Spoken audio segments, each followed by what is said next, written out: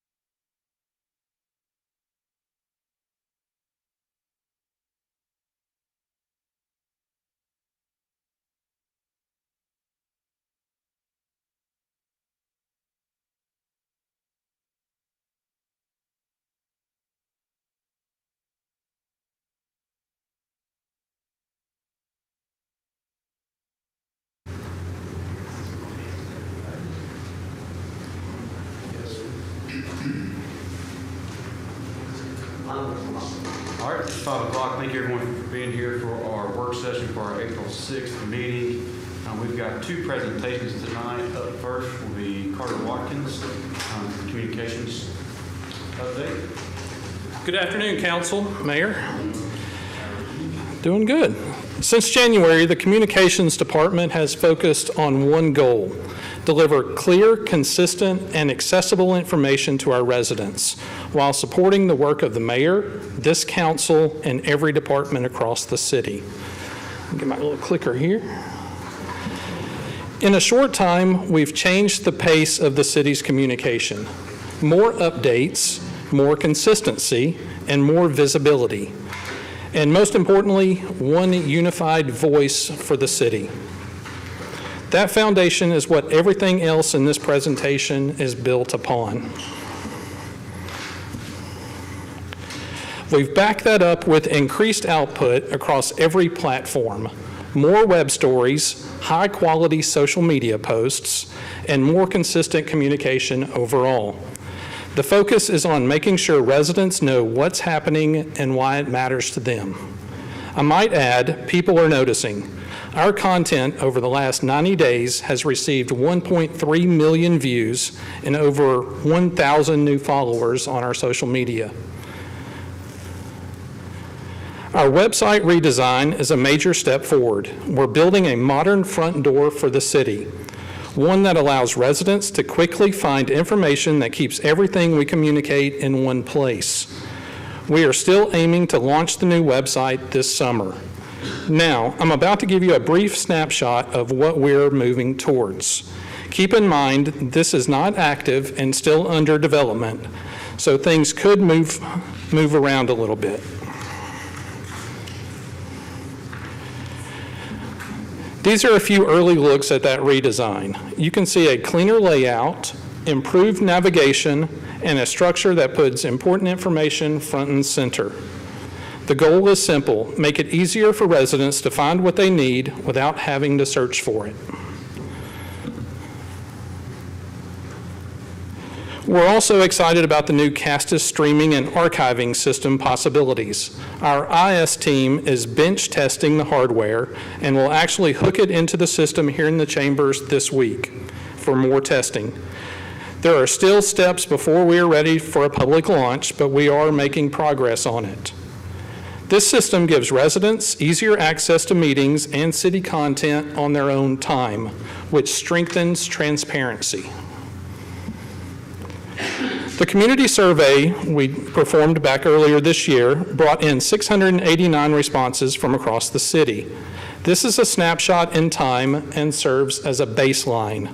It allows us to measure progress and better understand what matters most to our residents. We saw participation across all 5 districts, which gives us a strong citywide view and helps ensure we are hearing from across the community. There have been questions about the number of people who participated in the survey. 1.2% of our population participated.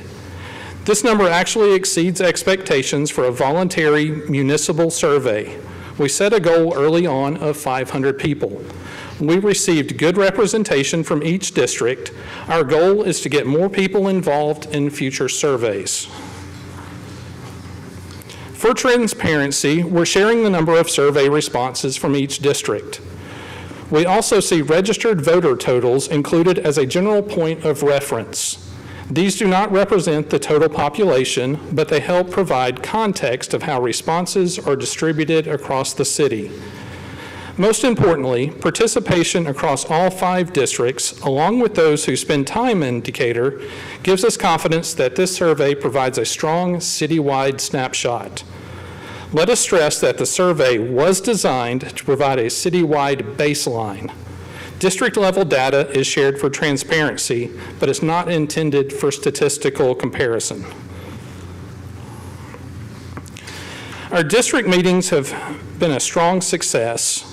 They provide a direct connection between residents, the mayor, and council, with a focus on listening, answering questions, and building trust. Our approach to communication is structured. Web stories serve as the source of truth, and social media directs residents to that information. This keeps messaging consistent and ensures residents are getting accurate, complete details. We focused on delivering clear communication during complex or high-interest topics, helping residents better understand what the city is doing and why decisions are being made. We also support every department across the city. From public safety to parks and recreation, we help ensure their work is communicated clearly and consistently. This centralized approach improves efficiency and reduces confusion. We're evaluating tools that allow us to communicate directly with residents and provide a two-way connection. Our focus on finding a solution that is effective and physically responsible. We have a vendor meeting this week and are reviewing additional options. Looking ahead, we will continue building on this momentum with the website launch, bringing Castus online while expanding video and content capabilities, and continued measurement of resident feedback. Our focus remains clear: deliver communication that supports the city, mayor's office, this council, and serves our residents. Indicator, we are better together. If the public ever has any questions, we are here to help them get answers. They can email us anytime at questions@decatur-al.gov. That's it. Thank you, Carter. Questions or comments for Carter? Yeah, one question, comment. I know the answer to it, but I want you to be able to tell it for the folks watching. Okay. So on the focus on two-way engagement, that would be like text alerts, because we hear a lot, well, I didn't see it in the paper, I'm not on social media. So what we're looking at is A app that people can opt into, and with that, we'll be able to send them alerts on traffic situations, any kind of weather events, any such alerts like that. And they'll also be able to text us like, hey, there's a pothole here, or there's a concern with traffic here, and we'll be able to receive those messages. perfect. Thank you. And I'd just like to say, just a few months, Carter has really improved the communication with the city. And I know all of y'all appreciate it. Because, thank you for the great job you did. Thanks, Mayor. Mr. Bowman?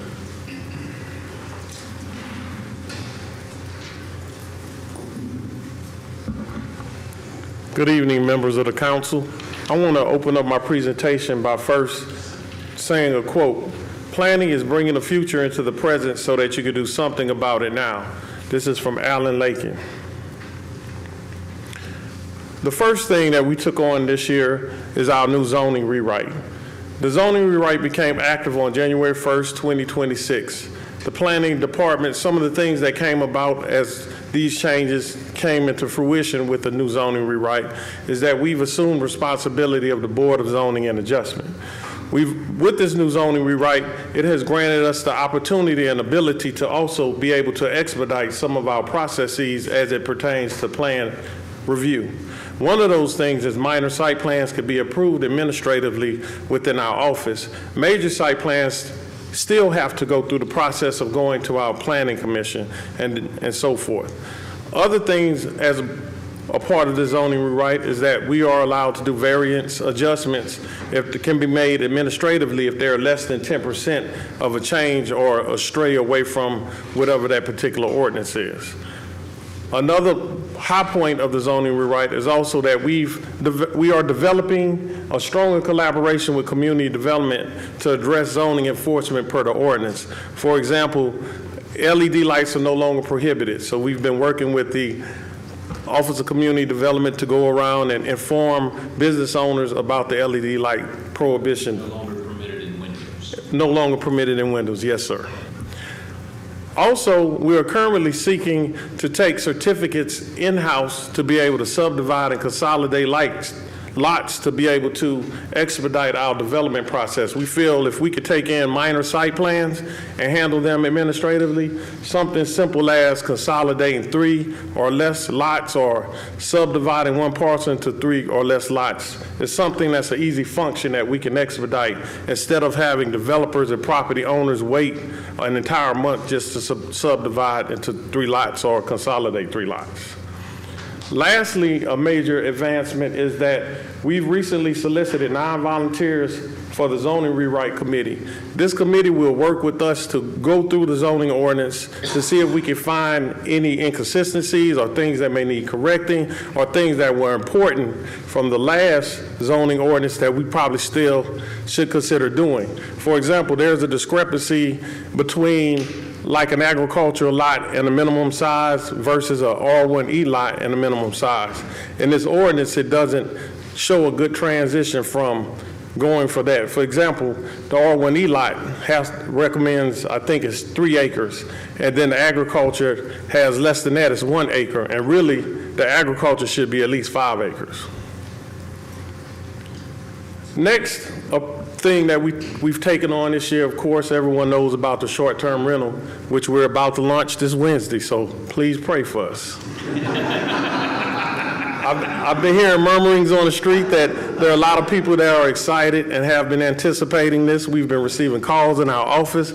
I actually just spoke to a resident outside who wanted to get a head start and know what she would need to apply for a short-term rental. The purpose of the short-term rental is to manage, monitor, and address short-term rental units to improve the quality of tourist homes and homestays per our new ordinance. What we've done to move this effort forward is we've selected Deckard Technologies in February 2026, and they will help us accept applications as well as create a public interface, an inspection module, and STR monitoring and tracking, and also create a dashboard that we can always refer to keep up with the number of units that are renting to individuals visiting the town, the number of nights they're renting, as well as just collecting as much data as we can to report to the public and stay abreast of what's happening in the city. As mentioned, we're launching this on April 1st, this Wednesday. The planning department will begin accepting the applications and going through the initial review process. And we will take our goal is to take 7 to 10 business days to finish reviewing the applications as they come in. Next on our list of goals that we aspire to do, and I'm excited about this one. I've done some research and I've had some assistance from one of our consultants outside of the city in return as it pertains to long-term rentals. Long-term rentals will be a good way for us to stabilize the community and environment for people who are renters and tenants to ensure that they have quality, adequate housing, and they're not being cheated out of their experience as being a renter. We know that there are slumlords in every city. We know that there are absentee landlords in every city, but this is a way we could get control over it and get a better understanding of what we have out in the community in terms of rental properties. This is also an opportunity for us to think about the future and how we can encourage more developers to come into our city and build and develop high-quality multifamily housing. Some of the things that I found in my research that I'll be proposing to council in a few weeks or month or however long it takes for us to get to an ordinance that everyone is happy about is that we should at least start off with a rental property registry where we have a good idea and have the data on the number of rental properties that are available in the community and so forth. Another thing is consider doing a business license if a company has or multiple properties that they manage so that we can get a foothold on actually how many management companies exist in our city. We know we have some private business owners, just individuals in the community that may have 3 or 4 properties. Those aren't the ones we're necessarily concerned with, but those who own a multitude of properties and they may be present in the city or outside of the city, we like to know who those individuals are and perhaps encourage them to get a license. The other thing we should consider as we're developing this ordinance is inspections, like whenever there's a vacancy or there's a change in the tenancy of a place, we probably wouldn't go in and do an inspection that often, but at least every 3 years we do an inspection on a property to see that it's conducive for and inhabitable so people don't wind up living in less than standard and substandard housing. And then lastly, which is similar to the short-term rental process, that we have a complaint line. A lot of times in many cities when they deal with long-term rentals, it's hard to enter the property, or it's hard to get the city involved in what happens in that particular property because there's no gateway for an inspector to enter that property.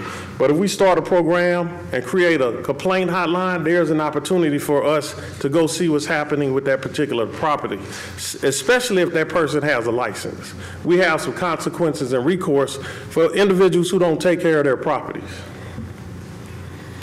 So Chad, before you go too far there, I just want to make sure people understand, these are just topics that you're talking about, you're going to evaluate. Yes. They're not things that you're saying at this point would necessarily be in the ordinance or not be in the ordinance. Correct. These are just elements that I've found through my research in other cities and most of the ordinances, and those are commonalities in a lot of the ordinances. Currently, we also have a housing analysis going on. We've hired a consultant, Mr. Randall Gross.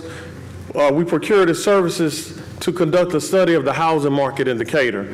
He's in the process of doing so. It has not been finalized. We're actually meeting with him this week to discuss what his findings thus far. And this is just a snippet of one of the charts that he sent to us thus far. But we're going to go through the document and ensure that we have what we desire in this analysis and see how it can be useful to us to attract other housing developers into the city, whether it's multifamily, single family, or what have you. This will give us a summary of existing conditions, the local economic trends, and future projections for the housing market. The housing analysis, again, is near completion but has not been finalized. And as you can see from this chart, housing construction is increasing, and even within the short 6 months that I've been in this position, I can tell that housing development is definitely increasing, especially in the single-family market. The 2 to 4 unit market and the multifamily market is still fairly low, but we hope to develop that soon. These are some topics we've been working with other departments on and having discussions about trying to become more innovative and collaborative with departments in some of the work that we do. One of them is we're coordinating with engineering, Temple, and the University of Alabama at Huntsville to develop solutions for keeping semis off of local streets. This is something that the staff actually undertook prior to me getting here, and I kind of stepped into the meeting and noticed that they were working with Temple to look at the traffic count and also follow semis around the city to make sure that they're staying on the truck routes. And what we're finding, we know of the issues on Beltline and around Country Club with the semis and so forth. So that's what the goal is, to try to keep the semis off of the major thoroughfares that a lot of residents use and keep them on their truck route.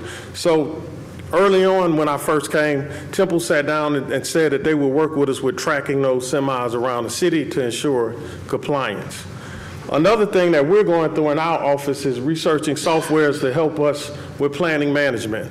The city primarily is using one software that we haven't joined on to yet, but we understand it may take a long time to join on to it, so we're considering if we're going to try to manage it in-house without purchasing a software, which we've been kind of successfully doing and partnering with the development department and kind of using CityView as a user. But we're considering how we can either tack on to that software or find something that could work better with us, because with CityView, it may take a long time for us to actually get on board, but we're looking at our options currently. We're also collaborating with community development to start the discussion about land banking and the infill for affordable housing, trying to see what's available out there, ways that we could perhaps begin to land bank some of the properties and get into the hands of willing developers to do infill housing or other projects. Next, we also want to collaborate with financing and engineering to start discussions about beginning on working on a 4-year capital improvement plan. If we could sit down and kind of assess what capital improvement or infrastructure projects that could be turnkey to actually unlocking the potential for economic development in certain areas around the city. It may be something as aligning a road. It may be something as simple as putting in a pumping station somewhere, or to make the land more palatable and attractive to economic development or investment. So I want to partner with those departments to kind of see what's happening around the city and how we can take a part in that, looking at future rezonings, future annexations, and that sort of thing. That concludes my presentation. Thank you for your attention. Thank you, Any Chad. questions? Anybody got any questions or comments? So how many short-term rental applications do you have so far? None. It opens this April. We're probably going to have 1,000 on Wednesday. So you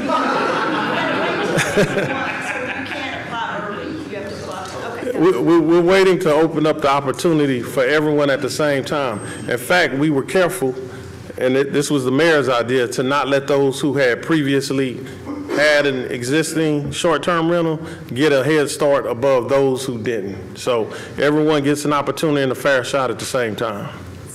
And there'll be time stamped. It'll be time stamped, and of course, the applications will come in through Rentalscape from Deckard, and as we get them, we'll know what time they come in, and then after that, it's a matter of making payment, and then also having all of your information that's with a complete application. Talking 12:01 AM. a.m. It might not be ready then. I don't know if we're gonna open it up at 12 or probably 8 AM when we get I here. think 8 a.m. is a little bit. Yeah. But, no, I'd like to say that Chad's still pretty new to this position, and there are a lot of changes going on in the planning department, and I really like the positive can-do attitude, and I Thank like, some of these other ideas that you're bringing to us that planning should look at. Yes, sir. Appreciate what you're doing. Thank you. Thank you, Chad. Thank you. All right, we will move into our agenda. We'll have approval of monthly minutes, approved March 9th, 2026, 5 p.m. council work session, approved March 16th, 2026, 9:30 a.m. council work session, approved March 16th, 2026, 10 a.m. council meeting, and approved March 23rd, 2026, 10 a.m. special call council meeting. This is one Tyler calling in. All right, Wanda, we got you. You want me to just let you know when we get to your item? Yes, All right, thank you. All right, any questions on the minutes? All right, public hearings, ordinance number 264639, approved rezoning request 144526 for property located at 3418 Indian Hills Road to community commercial. The public hearing is set March 2nd, 2026. Good evening, Council. I'm Tommy Williams with the Planning Department, and the applicant is requesting to rezone 3.24 acres from RSF 10, single-family residential, to community commercial CC. The one Decatur future land use map has this as neighborhood commercial, and this one before the Planning Commission in February. At this time, the developer has no plans for developing the property. Okay, any questions right now? All right, resolution number 26068, approved request for restaurant retail liquor license for Logan's Roadhouse Enterprises LLC, doing business as Logan's Roadhouse 369 at 2315 Beltline Road Southwest, Decatur, Alabama 35631. okay, this is going to be a change in ownership, so they're just requesting a transfer for a new owner. All right, any questions? Thank you. Resolution number 26069, approved request for special event retail liquor license for Responsible Partners LLC, doing business as 609 Social Market for Deck Days Festival on April 18th, 2026 at 109 East Moulton Street Southeast, Decatur, Alabama 35601. This event took quite a bit of doing, but we finally have gotten all the approvals, so they are ready to go. Okay, any questions on this one? This is at the parking deck. The parking deck, yes. Not aware. All right, thank you. Moving into resolutions, resolution number 26070, approved River Tree contract for auxiliary auditing services for the Revenue Department. This is a third-party auditing firm that we use to help us audit since we're such a small department. Big audits, we don't really have the capacity to take on something like that. But you can see it very well pays for itself. About 83% comes back to us.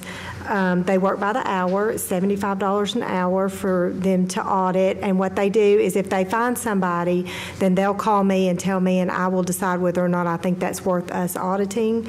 If I find someone and it's a large audit and I don't have the time to donate to it, then I will call them and ask them to audit them. Okay. Any questions? They've actually returned. We've had some huge returns, yeah. So in Very good, sir. '24, they got us $2,078,366.26, and we actually paid them out $45,000 for that. So it was huge. Of course, you know, some years are going to be bigger than others. You're not always going to have big years, but we've definitely brought in way more than we paid out every year. Yeah, and if they have the same vendor, and there's more, like county and others, we split that rate, what I understand. No, we split the hourly rate. We do not split that hourly rate. So Avenue is another third-party auditor. I think you may be thinking of them. I thought I read it in this agreement. If they started out with an audit for Morgan County and then we joined in, then they would. Okay. But on a typical basis, it would just be us alone, That's yes. fine. Thank you. All right, any questions? All right, resolution number 26071, award whistle bin park construction to Fight Construction Company, LLC. Yes, Mr. Pike, Mayor, Council. This is a project that, as the council is aware, that it was brought to us probably a couple of years ago to do a park on Market Street, right there by the bridge. We have been working with Godwin Mills and Kay Wood to get this project done. We've went back and forth as far as with the design. I've got a couple of pictures up just so that you have an idea of what the park's going to look like. That is the bridge there to the left. It's right there at the bridge. It's going to be a passive park. It will have swings around the park. There'll be some large swings that, again, just very passive. They're not swings like swing sets. They're large patio swings. If you'll change, that's the present property there. I guess, if you look, we are not, again, as we went through this project, we tried to keep it, we're right at budget, under budget. So we've taken quite a few things out of the initial plan. One of the things, we're not going to do the pavilion. We're going to do that as we did not select that as an alternate. Those poles that are showing at the front of that, we're not going to do those. We also took the fence out, but I do want to talk about that in a second too, but we removed the fence. So that's what the concept, that's the conceptual drawing, what it's going to look like. We have gotten some response from the neighbors and the townhouses there that back up to it that has asked that we put a fence up along that wall. What we would ask the council and what the engineers we've talked, if we could go ahead and get the contract approved, then we will look at doing the fence. We think that we'll be able to get that still under budget. We're hopeful, but we'll have to get that. We're working on that now. We got those responses back from the neighbors relatively in the past week or so. I think Councilman Pike met with them and brought those concerns to us, so we are working on those. But we would ask that the council go ahead and approve the contract.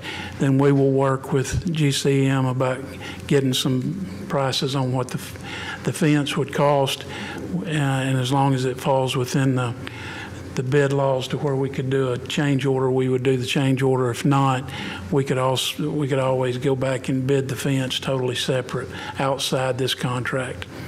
So I take any questions that the council may have.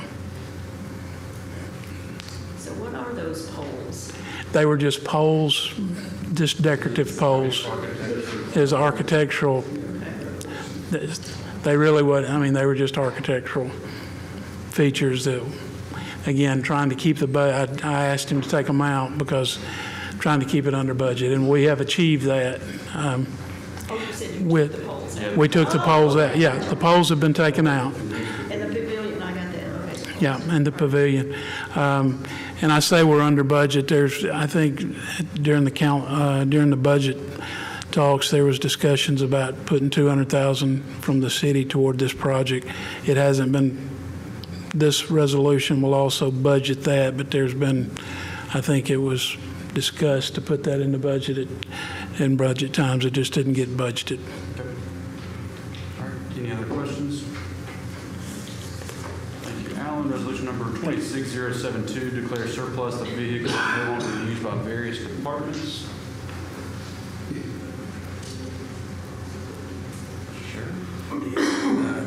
Jeremy Sherrill, Procurement. In 2025, we entered a lease agreement with Enterprise, acquired 33 vehicles to update our aged fleet, and over the course of the last several months, those assets have been received and put into service, and this list is a list of the assets in our fleet that are no longer needed. We're asking for the approval to remove these. All right. Any questions on that resolution? Thank you, sir. All right, resolution number 26073, approve agreement with Five Building Company for construction management, small works. This is an agreement with Fight for Small Works. Construction management, small works would be construction projects below $2 million, and this agreement will allow us to partner with them to assist in management of programs, project estimation, oversight, and so on select projects as needed. And we did receive and review proposals from 7 different management firms across the region and are recommending Fight for approval on this. Any questions? All right, resolution number 26074, approve rebuild and repair to the VHS polishing screen. Wanda, you're up. Okay, Tyler, Atlanta Recycling, thank you for allowing me to call in. This is for while we're down, this brief, in addition, while we're down, we have both handling systems to come in to assess some equipment that may need some work, and this is one of them. The polishing screen is what we use to really define materials. We get a lot of like shredded paper, a lot of small trash that comes in, and this removes that and allows the big bulk items, paper or plastic, to continue to run through the conveyor, and we can finish our process. So this particular piece of equipment needs a rebuild and also some repairs, and we're asking for your approval to get that done. All right, thank you, Wanda. Any questions on that one? So this doesn't polish the plastic up there? No, unfortunately. Thank you, Wanda. Resolution number 26075, approved budget increase for Decatur Utilities cut, patching, and pipe burst. Carl? Yes, we've been doing some repairs of patches from the Decatur Utilities pipe bursting, and we ran over what was budgeted for that, so we're asking to get funded for what we went over plus an additional $500,000 so we can continue doing some patching, and $175 to repave Duncansby Drive that Decatur Utilities tore up during a project. So, and all this money will be reimbursed by Decatur Utilities that we spent. So it's 100% covered by Decatur Utilities plus a 1%. Correct. Admin fee. Thank you, Carl. Any questions? All right, resolution number 26076, approved proposal for MS4 permit renewal and outfall condensate services with 3-Notch Group. Good evening, Alejandra with the engineering department. This item is to approve the proposal from 3-Notch Group. This proposal includes doing outfall inspections for MS4 permit, as well as the permit renewal that is set to expire in September of this year. And the total cost will be $24,000. All right, any questions on that resolution? Thank you. Thank you. Resolution number 26077, approved proposal for ADM services for Wilson Morgan Park, outdoor improvements from Morrell Engineering. Yes, Morrell did the engineering work for our Wilson Morgan entrance improvements along the belt line, and this is just for them to be able to submit for our stormwater plan and also do the stormwater monitoring during the construction of the project. Thank you. Any questions? All right, Resolution number 26078, authorize mayor to sign Hive paddle sports agreement. Council, Mayor, good evening. This is for the city to enter an agreement with Hive Paddle Sports. This is for our kayak launch at Point Mallard Park that we're working on. This is specifically for the rental units themselves and a continued agreement with Hive for the digital platform that they offer, which makes the rentals themselves, I guess turnkey, probably the best way to put it, but they're self-service kayak units. So there's 13 total slots that we're looking at. And so this is to enter that agreement. I know there's a lot of language in the contracts. So I'd like to open up for any questions in relation to the contract. So we would purchase these units. Yeah. One of 8, one of 5 for $55,000 roughly, and then a 5-year Correct. commitment. We would furnish The equipment kayaks, itself, yes. life safety. Yes. everything else. So my estimated budget for the equipment, which I will ask for at a later date, is roughly between $15,000 and $20,000. That furnishes all 13 units. Those estimates come from 5 single kayaks, 3 tandem kayaks, and then 2 paddleboard and 3 fishing kayaks. I think that my math is right there. So it would be a variety of kayaks, and that also includes the life safety vests that are in each unit, as well as a whistle and other materials, first aid kits that come with each rental. With each rental, when you're doing the digital checkout online, so you'd go up, you'd scan the QR code, you digitally would check out, apply payment, as well as fill out forms and sign waivers and take pictures of all equipment. When you're doing that, you're checking boxes to ensure that the equipment is in there, and also that it's functional and there's no issue. So there's an inspection by each user each time, as well as when they put the equipment back into the unit. And then as a department, we would do weekly inspections for all equipment to ensure that the equipment is adequate for use. We would also, as a city, like there would be a liability waiver that they would sign accompanied with that, so that they'd sign it, check a box when they rent the actual equipment as well. And then profit beyond the admin fee split 80-20. 80 in our favor, 20 in there. So the total admin fee for the 2 units combined is $20,000 for the year. We do not pay a dime out of that. They pull that from all sales that come in. So over the span of the year, instead of us paying a monthly fee, we actually don't pay anything unless we don't reach the $20,000 mark.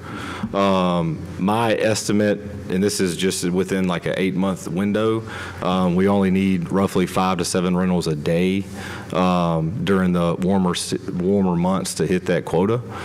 So we feel confident about being able to hit that quota. We're hoping to hit between $40,000 to $50,000 in revenue annually.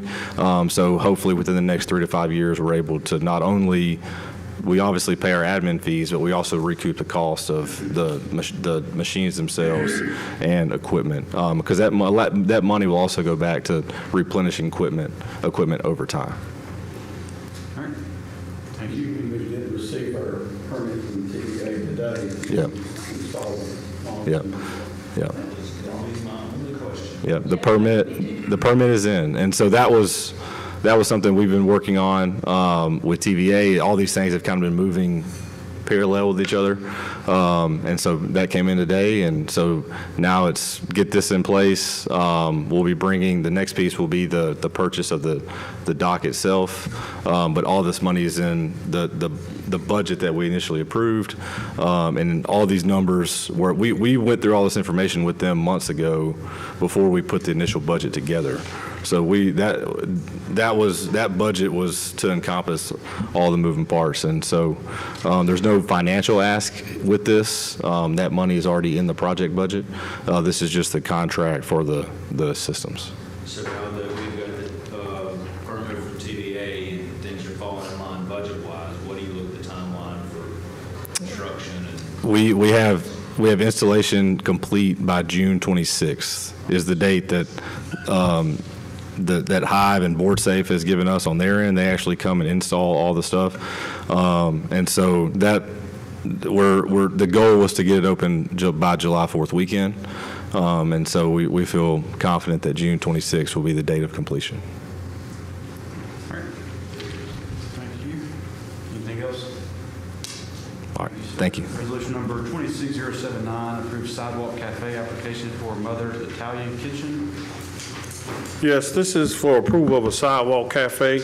Rather than it being in the front along the sidewalk, it would open to the back alley, which is known as Sunnyside Alley, behind 209 Second Avenue. They have provided enough space for ingress and egress of ADA qualifications ranging from 6 feet to 9 feet. So we approved it for the design. Any questions on that? Nothing like sliding to dinner. Resolution number 26080, authorize Baker Foundation to retain contractor for chapel renovation at the Baker Historic Cemetery. Ms. Maloney. Thank you. My name is Gay Blackburn Maloney. I am one of the attorneys for the Baker Foundation, and tonight I speak on behalf of the Baker Foundation, and particularly Cindy Baker Strickland and Becky Baker, as we seek the council's approval for the Baker Foundation to engage a contractor for the restoration and renovations of the building commonly referred to as a chapel. And on behalf of Ms. Strickland and Ms. Baker, I have a statement to share with you. Our father, Raymond Baker, and our mother, Marjorie Baker, are laid to rest at the Decatur Historic Cemetery. After both of our parents passed away, we often would go to the cemetery, take a bag lunch, and pay our respects. Over the years, we developed a deep appreciation of the cemetery, its history, and its beauty. With its earliest burials dating back to 1851, the cemetery holds the heritage of our city. Yet, we also noticed that the beauty and mission of the cemetery were marred by indifference, by neglect, and by a lack of vision. The cemetery looked worn and haggard. In 2015, we made the decision to focus our charitable efforts and certain resources of the Baker Foundation to transform the aged cemetery into a cemetery worthy of the citizens of Decatur. You may say that our goal has been to create a beautiful park in which the citizens of our city are honored. Indeed, a park with a cemetery. A place to seek refuge, a place to renew spirits, a place to cherish the past, and a place to plan for future generations.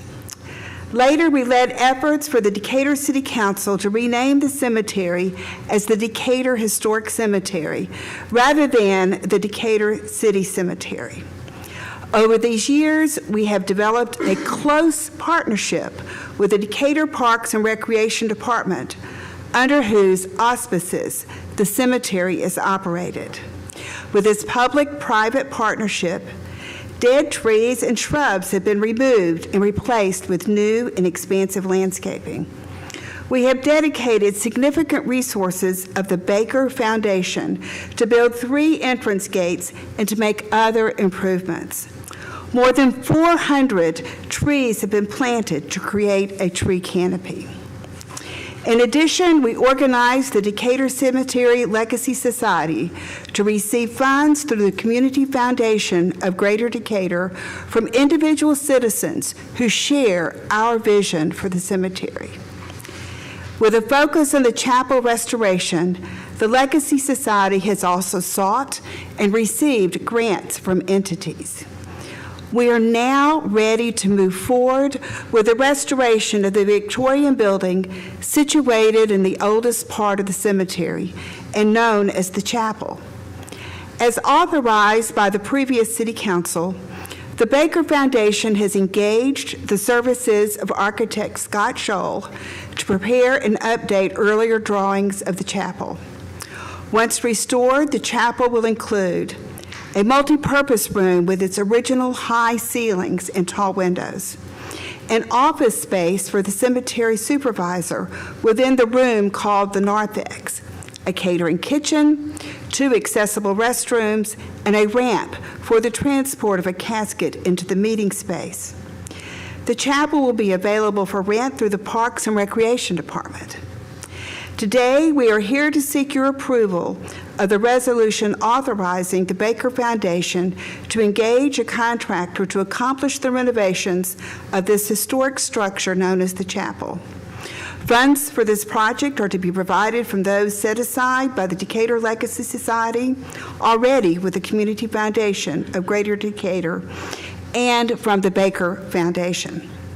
We are working with the Decatur Parks and Recreation to update its policies in general and to enter a memorandum of understanding regarding the management of the chapel and the cemetery. Thank you for your consideration of the resolution presented before you, and we look forward to a continued public-private partnership with the City of Decatur, and in particular, the Decatur Parks and Recreation Department. Thank you. Are there any questions? I do have a comment. My parents are also in that cemetery, and I just want to express my gratitude to the Bakers and everybody involved in the great beautification that they have done for the cemetery. You know, I've seen the design for this, and it is beautiful. We really appreciate it. Thank you very much, Mayor Lawrence, and the City Council. I just sent to President Pike just before the meeting the drawings that show. You know, it's not necessarily a huge change. It's embracing what is there and improving it and making it usable in these modern times. And I do have some print copies over here if anybody would like to see me afterward. I would echo the same. The cemetery looks great. We certainly appreciate the Baker Foundation and their work. I remember working on this. I think the first I heard about it was 2024, the spring of 24, and it was in discussion pre-COVID, and then it came back up. So glad to get it to this point. So thank you. Thank you very much. Improvements. I mean, if anybody remembers what it looked like 15, 20 years ago, the guys done a lot of great work. All right, resolution number 26081, approved purchase of AED equipment. Chief.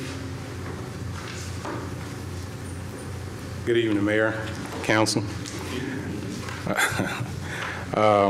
Here to humbly request that you allow top-notch CFO transfer $255,850 from the opioid fund. For essential tools, we need to outfit at least 70 of our police officers with the AED equipment.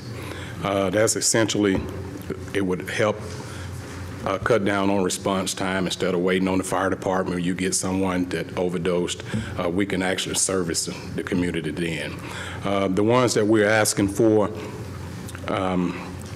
it comes with a switch. It can distinguish between a child and adult, so it's the same pads for all. This company, Cardiac Solutions, has been vetted by the state. I vetted as well and had a meeting and went through a hard interrogation with Herman. So Herman blessed it, and I'm in front of you today to ask that we transfer that money. I would just add a little bit of context to that. The opioid funds are pretty stringent in how they're spent. Yes. They've got to meet certain thresholds, and so certainly appreciate y'all working on this, and have no doubt this is a good life-saving measure to take as long as we're in full compliance, and I trust that we're there since it's on the agenda. Definitely. Well, there's an Attorney General's opinion that helped us to evaluate it. There's always help. But there is some guidelines that we must still follow, and that's what we plan to do, Chief especially. Definitely. Wants to do that. All right, thank you, Chief. Any questions? In other words, Herman kicked it back to the chief. Is that it? All right, resolution number, Thank you. yes, sir. Resolution number 26082, approved Victorious Reentry Program Agreement. That's the lady that presented before. With the help of the police department, we've made some modifications to it to focus more. She was already doing it, but we needed to put it in the agreement certain counseling she's doing and other services she's providing, and that's what this does. So it's the same basic proposal she brought before with some enhanced language. I remember she was here. Yeah, it's a three, she asked for a 4-year contract, but we can only go 3 years under state This bid is law. 3 years, roughly $365,000. $367,050. Again, from the opioid fund. Yes. She presented to us, she runs a reentry program, and this provides a lot of services for that, substance abuse, some transportation and other necessary needs for people reintegrating from incarceration. So I really appreciated the presentation she came and did, the services that she's offering. So appreciate y'all working on this. And I'd just like to add, that we do have funds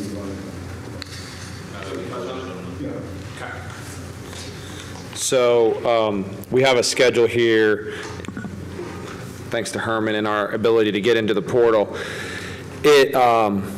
Basically, it spreads out the payment from the different defendants all the way out 15 years. Now, I don't know if we have any insight if there'll be any additional defendants added to this, but the current ones we have, we have potentially some more. Potentially some more. Okay, so we currently have $2 million in the bank. What will decrease that is our payment to the drug-free clinic, which we approved a couple months ago.